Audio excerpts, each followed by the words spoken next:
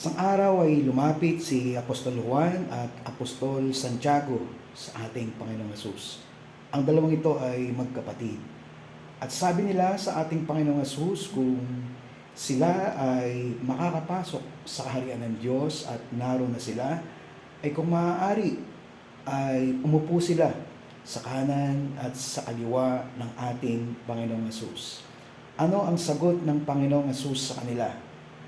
Ang sabi ni Jesus sa kanila ay, mabigat, Juan, Santiago, ang inyong hinihiling.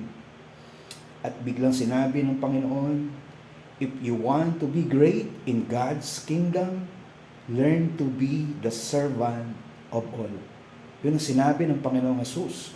Kung gusto mo na ikaw ay maging sikat, maging dakila, maging trending sa kaharian ng Diyos, ay matutunan mo na ikaw ay maging lingkod ng bawat isa.